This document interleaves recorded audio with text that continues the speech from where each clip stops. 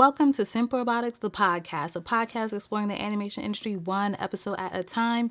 I'm your host, Monique, and you can find me on all social media platforms at Simplyrobotix, Simplyrobotix, and use the hashtag Simplyrobotixpod to join in on the conversation. Now, today's episode is about Space Jam. I want to give a shout out to Super Bike Hope because I found them earlier this year and I've been getting a lot of shirts from them. Today's shirt, Space Jam OG shirt. I just really like it, and it's not sponsored. I bought this shirt with my own money and I just wanted to give them and their shirts a little shout out. So for today's episode, even though it's like a movie review, I'm not going to do what I normally do with movie reviews. It's basically a full spoiler, and I'm just gonna go through some of my favorite moments or notable moments of the movie and then just like keep it moving. So the movie starts off with like young LeBron in 1998, and he's playing this basketball game, and his friend Monique gives him a Game Boy because like he got a Game Boy Color or he got something, whatever.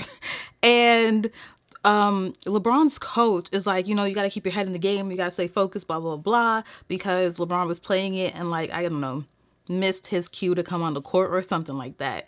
And so after the game, when the coach is talking to him, LeBron is like, you can tell he's processing in his head, like, you know what, you're right. I need to be focused. I need to keep my head in the game, whatever.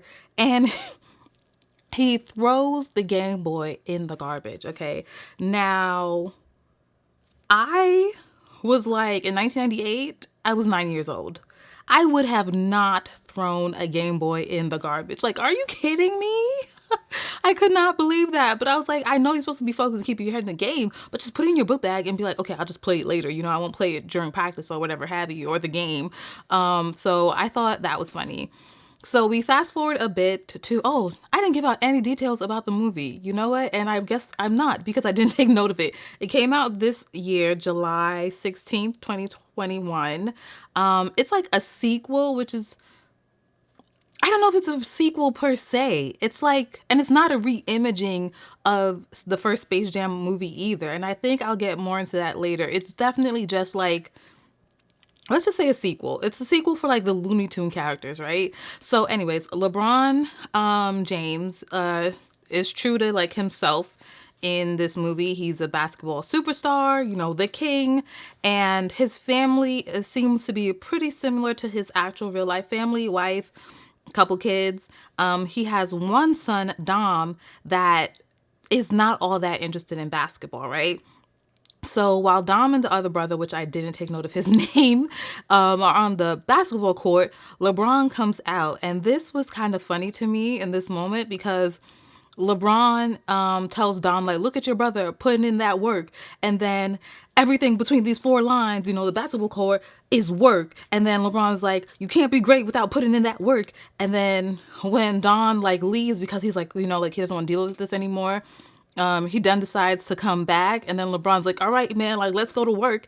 And it's like, man, were they conscious of how many times they said work in that little segment? Like, work, work, work, work, work. Like, I don't really know. So we fast forward a little bit, and Don, I always fumble over his name. Don Cheadle, right? He plays Algae Rhythm, which is like a play on the word algorithm. And he is inside the Warner Brothers serververse. So he has this great idea, which is basically to replace various main characters in various Warner Brother properties with LeBron James, right? So it's like LeBron James as Harry Potter, or LeBron James as like a villain fighting Batman, and LeBron James as Jon Snow in Game of Thrones. And LeBron is like, this is a trash idea, like big trash idea.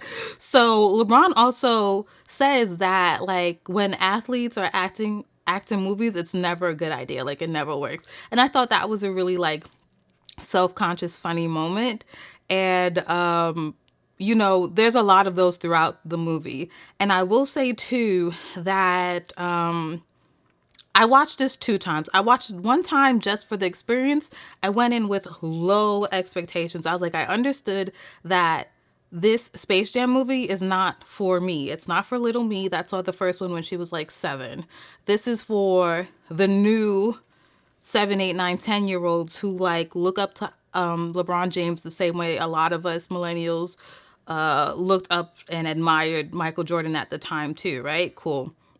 So when LeBron shoots down Algie's idea, like Algie starts getting crazy in the head. He doesn't. He's just, he's probably just zeros and ones, but he starts going off, right? So, long story short, LeBron ends up in the serververse with Dom, and then Algae Rhythm is like, right, whatever, and sends LeBron off to the Looney Tunes world, and they basically reenact in this moment like, okay, LeBron, if you want your son back, you want to get out of the serververse, you got to play me in basketball and go off to Looney Tune world and find you a team. And it's funny that he sends him to Looney Tune world because as LeBron enters Looney Tune world and he starts to walk through it, because of him, the Looney Tune world population goes from 1 to 2. So it's like, oh, Algie sent him here to get a team, and there's no population here, right? It's just only one. So when LeBron lands in Toon World, he crashes, and when he kind of comes up from the hole that he has created, it's a Nike check. Just do it. So I was like, branding, but okay. So LeBron and Bugs, they meet a little bit, and LeBron is like, Bugs Bunny knows who I am? And Bugs is like, of course I know who you are, because like despite, living in this Toon World, we still have TNT. And Bugs Bunny is holding up a TNT bomb, as they do in Looney Tunes, but he's referring to the network too that plays basketball games, TNT, in case you didn't know for some reason. So LeBron explains to Bugs why he's there, and Bugs goes, you want me, a talking cartoon bunny, to play with you, an NBA superstar all-star, in a high-stakes basketball game? He's like, this sounds awfully familiar. And it's like, ooh, another self-awareness moment in Space Jam. So they start going to different worlds, basically exploring all the WB Warner Brothers properties, and it's revealed that like LeBron James is a Hufflepuff, which is interesting. I wonder if this is true or not, or if this was just for the movie, because I am a Hufflepuff. So I think that would be dope, but it's interesting. So LeBron James is like saying like, I want Superman, I want Iron Giant, I want King Kong, to be on this team, and all the while Bugs is like, yeah, I'm gonna do my own thing over here. And Bugs is basically putting in the coordinates to go to the different areas or planets, to places in the serververse where his friends basically from the Toon Squad would be. And he doesn't immediately reveal that to LeBron, but they come to that conclusion one way or another. So I want to say and acknowledge that like I loved, one of the first stops they made was actually to the DC universe and to get Daffy Duck and Porky Pig. And I will say I really, really loved that world, because I'm also watching Batman Beyond, and I think I'm gonna go into Batman the animated series when I finish, and then Justice League, and then all that sort of stuff.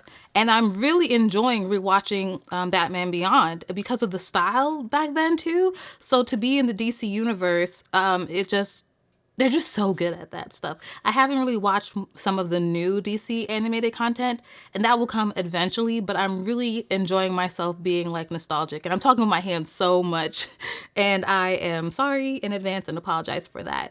But yeah, so to continue, so when I, oh no, yes. So when I was watching this in the movie theaters, I was in and out of this segment when Bugs and LeBron are going to these different worlds, picking up the Looney Tunes characters. Like, my friend says I was making excuses, but it's true. We went to brunch. I had my belly full, okay?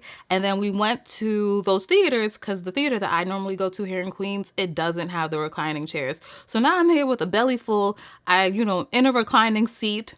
I'm trying to enjoy the movie, but it was starting to lose me with this part anyway, with the characters. But I was in and out of consciousness. So in rewatching it earlier today, actually, before I'm recording this, I was like, dang, like I really missed some of these parts, like with Granny being in the Matrix. What was it Yosemite? He was in some 1940s movie. I can't remember. I probably never even seen it. So, anyways, I also missed the fact that even though I saw some bits of Lola Bunny when they went to get her, I didn't pick up that they actually went to the comic book, Wonder Woman comic book. They weren't in like the DC universe. They went to the comic book verse to get Lola Bunny as she's, about to become this Amazonian. So I thought that was kind of interesting how they went to the comic book world too.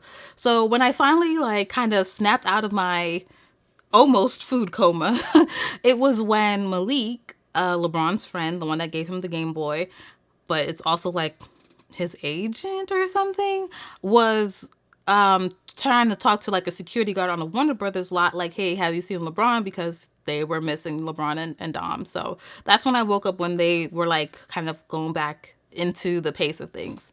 So I'm not really going to go into too much detail with all that other stuff. They end up having the game. The game is in the Toon World. I thought that the characters actually did not look that bad when they became 3D. The 2D animation was really, really good in this film, in my opinion. Sometimes I did feel like it was a little wonky or a little shaky, but when the Serververse classic basketball game was starting and they all became like 3D from 2D, I was like, oh, they actually look kind of good. So when I first watched this in theaters, I missed that Algie used Dom's phone's technology to scan people into their phone to get to the basketball game. Like Dom mentioned that the way that he was able to get these characters in his video game, Dom, I don't know if I mentioned earlier this, but he creates video games. That's why he's not really into basketball. So Dom, his dad's, LeBron's basketball friends, he used his phone to like do scans, and the scans would be putting the physical, whatever movements and what have you, into his phone, and then he would transfer that from his phone to his game. So Algie just took that technology and said, okay, well, that's how we're going to get our crowd into the serververse. So moving forward, now I'm just going to do some notes about the serververse game. There were so many WB cameos. I am not the one to point them all out. I didn't pause it. I didn't do a bunch of freeze frames. I'm going to do people that caught my eye. Was the It Clown. Is it the Ice Walkers? I forget what those vampire creature things were called from the Game of Thrones. The Ice King, if that was his name. I don't know, because it's Ice King from Adventure Time. I forget. I forget. But anyways, he was there from Game of Thrones. He was mad hyped. Iron Giant, Megilla Gorilla, The Mask, Blend in Black, the Wicked Witch of the West. There were some nuns there. There were so many people. And they were like having a blast. I think the people who were closer to Don Cheadle for sure were like the most hyped, because they knew they were getting mad screen time. So that's it. So there's a moment where it was funny in theaters, but when I was watching it like at home by myself, it was like significantly more funny.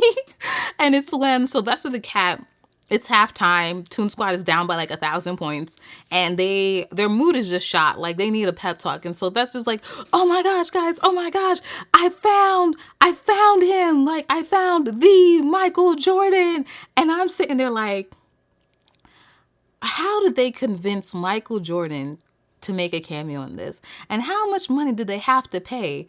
And like, they never announced it. Like this, I'm here like, they ain't got Michael Jordan. And then what happens is Michael B. Jordan comes out. And everybody's like, are you serious? That's Michael B. Jordan. And they're like, oh, so you couldn't get Michael A. Jordan and you had to get Michael B. Jordan? And I was like, why is this so funny to me this time? I honestly, I don't know. So there's also a rap moment in this film, and I want to like pull my hair out. Like I kid you not. I was like, why do all these animated movies have to have a freaking rap moment in them? Like, please. Even though Porky Pig did his thing, like he was good, I was like, all right. All right, whoever the ghostwriter is, okay, fine. This may have been one of the better rap verses that I've heard in an animated movie. I don't want it. I want y'all to stop. Just stop it. So there was another moment that I found super funny this time around than the first time, and that is when Algie starts going off on the Goon Squad, and it started off kind of funny because he's like, "Oh, you think this is a game?" And it's like, well, yeah, this is a game, but it's not a game anymore, you know? And then he turns and he starts getting mean to Dom, saying, like, maybe your dad was right. And I was like, ooh. It's like, damn, now this is not funny anymore, you know? Um, so starting to wind down, there's a moment where like Dom goes to play with his dad and like not against his dad anymore. I don't know if I even communicated that. Probably not. But Dom and his dad were on separate teams because Algie is a master manipulator. So Dom ends up going to play with the Toon Squad with his dad, and then Algie becomes a basketball player. And this is the moment really when the graphics started to get wonky for me because Don Cheadle turns into like a CG version of himself, and I'm like, I don't think I'm really here for this. Like, he looks kind of odd because he's big and he's swollen, and I just don't like it. So, as the movie or the game begins to, I think they're like at a 1 point difference, and the movie you can tell is winding down. Buzz does this move that LeBron does, something with a step back and then shoot, and it causes a glitch in Dom's game, and Dom hasn't gotten a chance to fix it. Buzz sacrifices himself to do the move, even though he knows that he could be wiped out from the Toon world or the serververse and all that sort of stuff. And they win the game, and everybody's like, ah, like, cheers, all that sort of stuff. Everyone gets sent home. The Toon world becomes as it was, and the Toon characters, the Looney Tunes, are there with Bugs, and Bugs is glitching, and then Buzz just turns into like a burst of light and like turns into like almost like the Northern Star, and then you see like an outline of him, and then it just like poof, like, I don't know. And so I'm here like, why would they fake kill Bugs Bunny in this movie? Like, is this really necessary? Like, is it? So then the movie kind of winds down with LeBron's walking Dom to basketball camp, and then it's revealed that's actually the video game camp that he wanted to go to. And then Bugs shows up, and it's like, you can't kill me. I'm a cartoon. Like, I could survive everything. And he's like, yeah, let's do Taco Tuesdays and all sorts of other stuff. And it's like, the end. So, in all, I thought LeBron James did what he had to do. Okay, his acting wasn't great. I also don't think it was terrible, and I think it was more enjoyable the second time around. And it's been now like 2 weeks since I've seen it. Well, since I saw the first time, like there were 2 weeks in between both viewings for me. Like my friend who I went to see it with, I think he saw it within a couple days of each other because of his job. So I think for me, having that time and distance, it really worked out in my favor. The second thing, um, Algae Rhythm being played by Don Cheadle, I thought he also did what he had to do. He did have a tremendous amount of screen time. It was almost his movie. But I thought it was so pleasing to see him in such a carefree role. Like, I've always seen him in more serious stuff. So to just see him be this, like, really villain character that I can't even take serious, and that he has all this, like, confidence kind of in, like, swag and arrogance and stuff like that. I just found him to be really funny. And he did have some corny jokes, and yeah, it was all fine with me. And then Zendaya, I am so over personally like celebrities voicing animated characters. I understand why it's done and where it came from, really. I'll get into that in a future episode, but I'm tired of it because sometimes it's hard not to hear the celebrity as you're watching these animated characters. However, even though sometimes I would be reminded that it's Zendaya as Lola Bunny, I thought it was actually really, really good. Like, I thought she did a great job, and I was really happy that they kept Lola's character, or that they went back to, for this movie, they reverted back to Lola's character from the first movie. Because if you have taken a glimpse or seen any sort of tidbits of the Looney Tune reboot series, she's dumb there. It's like she can't function. She's codependent on Bugs.